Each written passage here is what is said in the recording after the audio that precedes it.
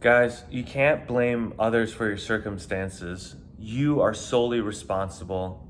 You are solely responsible for where you are in life, for everything that you have right now. So, first, I just want to introduce myself. My name is Mike. I'm a former New York City bouncer who turned my life around. Not really turned my life around because I wasn't going anywhere bad. It's just that I said, okay, time for me to level up, time for me to fucking grow up. So, in my late 20s, I went back to college, studied finance. I did 2 master's degrees at the same time and graduated and straight into working at one of the top consulting firms in the world. Now I own several businesses. I live in my dream home and I drive my dream car. I'm doing great. But I'm also, on a journey of trying to improve myself every day due to 3:50 a.m. wake ups. I'm in the gym at 4 every morning. I lift for an hour. I run 10 miles a day. I'm trying to improve myself, trying to become a better person, become the best version of myself, so that I could be the best for my beautiful fiance, and for my future family, and also to help my family and my mentees and people around me. So let's talk about people that blame others for their circumstances. I I I grew up, all right, but I found myself eventually sleeping on the streets in New York City, and after moving there, and it wasn't easy. And I slept on the streets a couple of times. Most of the time, I was sleeping like in the subway trains or at the Staten Island ferry. I'm not gonna give away any hacks to those of you who are watching who know what I'm talking about, but the point being is that never did I blame other people for my circumstances. That, oh, it's the government's fault or it's my parents for not supporting me or anything. It was me. And it has to do with what my priorities were at the time. Eventually, when my priority was, okay, I need housing, I need to get a home, I was able to go get a job, and I had to really, swallow my pride and get a crappy job working at Wendy's. And you know what? That money after taxes was just barely enough to cover rent for me, which was $650 a month. I had just enough money left over to get a monthly Metro card, and had a couple of dollars for, I don't know, I think I would buy, what do you call them, Black and Milds once in a while, or something like that. Like, I had very few little pleasures. I think I had internet. No, I didn't even have internet. My God, back then. I actually had to go to the public library in Staten Island to use the internet. I didn't have any internet service either. I had a cell phone, luckily. It was just, I don't know, $20, $30 a month or something like that. So the point being that the way I got here, the way I got to where I have this beautiful view, I'm living my dream life, I got here solely on my own. I made the decisions to improve my life. I made the decisions to educate myself. I made the decision to go try and get a job at one of the top consulting firms in the world. I made that decision to work for it. And now I have even more since I've made additional decisions. If I wanted to, I could decide to start drinking again, and start doing drugs and do all the fun things that I did, because hey, why not? I got the money, I got the car. And then when those decisions for me to start drinking too much and start doing drugs and all that start affecting me 5 years from now, when I'm living back on the streets, whose fault was that? Right? It was entirely my own. The thing is that I had to realize that I am smart enough, and I always knew I was smart, but I know that I'm smart enough, and it's not that difficult, right? To work at a company like mine, I didn't have to go to Harvard or Yale or some of these top schools, but a lot of the people I work with did.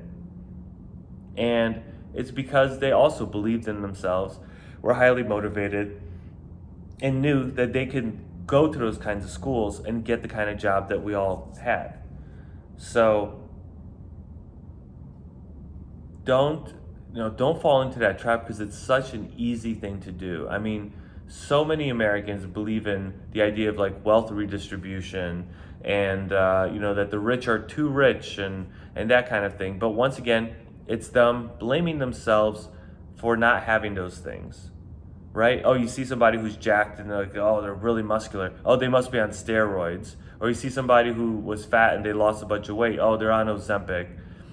The thing is that regardless of whether they're on steroids or they use Ozempic, they made those decisions to get there. And you're not. So if you want to be jacked and you want to be all muscular and you go, oh, that guy's on steroids. Well, then maybe you should get on some fucking steroids. But it's not even the steroids.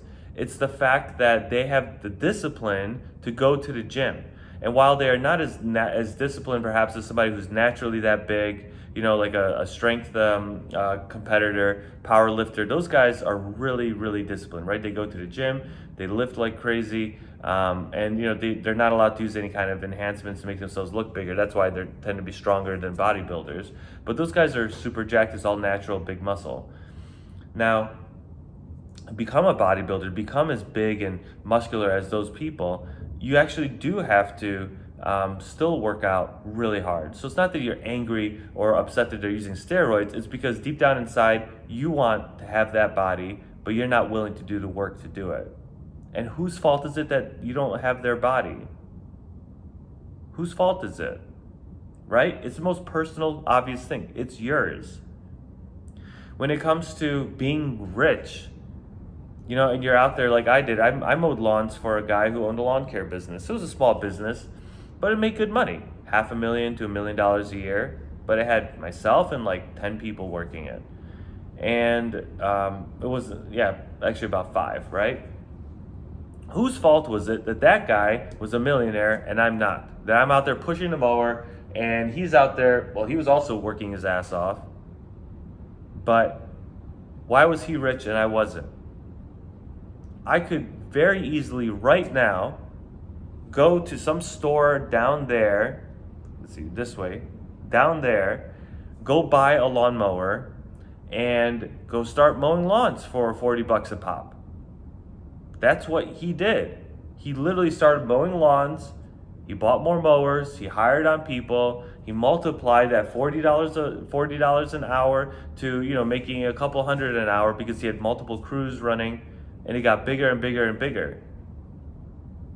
So why don't I go do that? Why? Because I'm too rich now? I'm too scared to go down there and mow lawns? Oh, I don't know. How am I going to get clients? Well, it's my fault that I don't have $1 million lawn care business.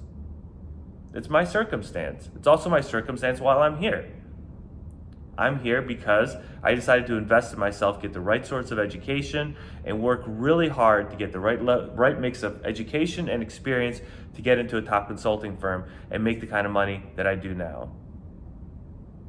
So, and remember, 6 years ago, I was down here. Before I was even, I bounced maybe like 10 years ago, but 6 years ago, I was down there parking cars as a valet for, our base pay was I think $4 an hour and we were expected to make minimum wage with the tips included. So, I was making less than minimum wage technically on paper. We had to file to the IRS that we made minimum wage, and with tips and everything, we honestly made $12 to $14 an hour, right? So it wasn't a bad gig. Plus I got in great shape. But I was down there doing that. And while I was valeting, I was motivated. My brain was in the right place. I was parking cars and studying for my exams in between parking cars. So that I knew that someday I'm going to get this 6-figure job. And I got it all because I made the decision to change my circumstances. And trust me, if I can do it, you could do it. So thank you so much for watching. If you have any questions or comments, please message me or leave a comment in the comment section. And please like and subscribe. Love you guys. Thank you very much.